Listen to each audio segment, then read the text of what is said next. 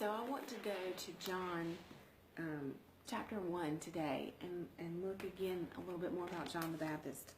And who was John the Baptist? What was he? Of course, we know that he was a cousin to Jesus, and he came before Jesus, and like we just read yesterday, to prepare the way, to cause mankind to turn back to the heart of the Father and to hear and be persuaded to see the truth.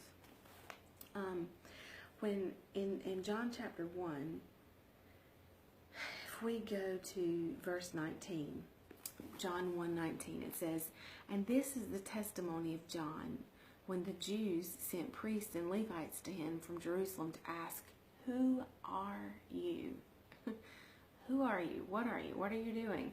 Again, remember we talked about John really was shaking things up.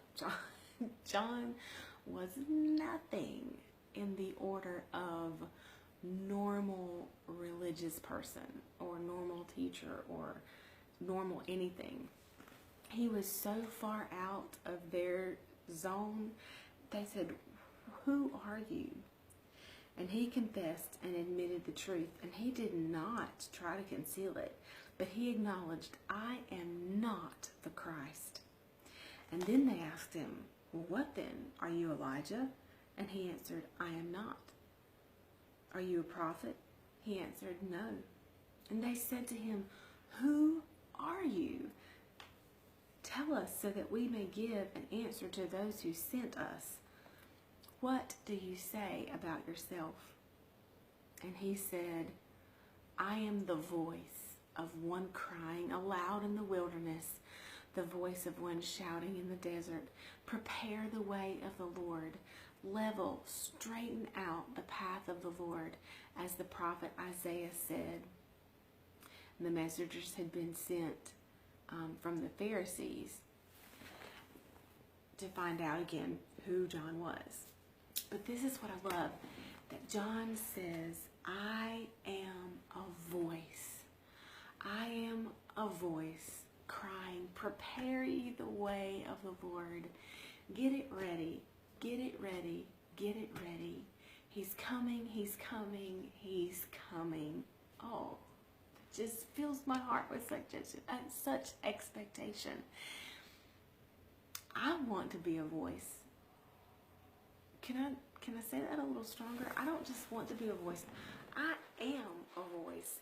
In so many different arenas, I'm a voice. I want to be a voice, a mouthpiece for the Father's voice to speak through me and life into you, and encouragement into you, and that by the voice and by the words that He gives me to say, you are ignited and you are moving forward, and you are ready to go, and you want to get yours. That's my line, my thing, my whatever is, I'm gonna get mine.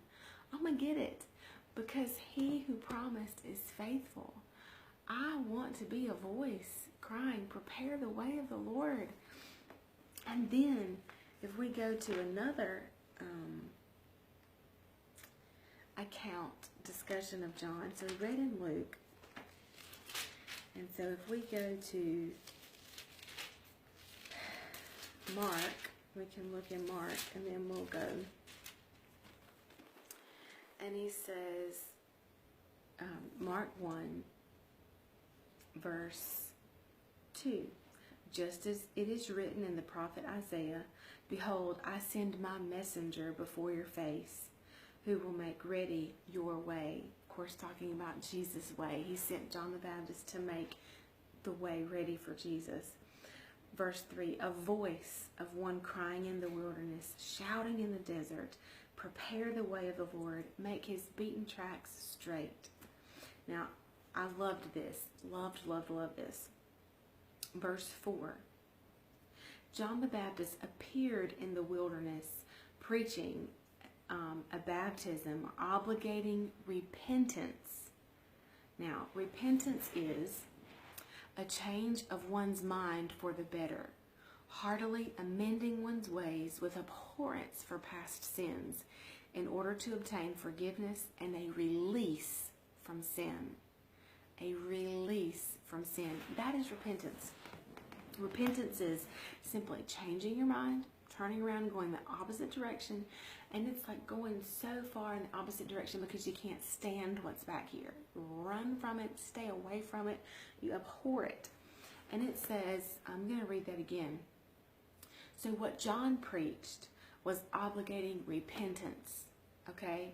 That it wasn't just, once a year you go to the priest, and this is in the Jewish way of doing things, and then you didn't just go once a year in the Day of Atonement and all of those things, but that this was a change of mind. And it says repentance, a change of mind for the better, amending one's ways with abhorrence for past sins in order to obtain forgiveness and release from sins. That we would be released from sins. And that is what Jesus came to do. That is the whole purpose of the Father sending the Son, is that so that you and I would no longer be bound to sin and death as our father Adam, but that we would experience freedom by the blood and resurrection of Jesus Christ. And I could just really get excited about this, but I'm going to stop right now because we're at 6:40, and I will see you tomorrow. Bye, y'all.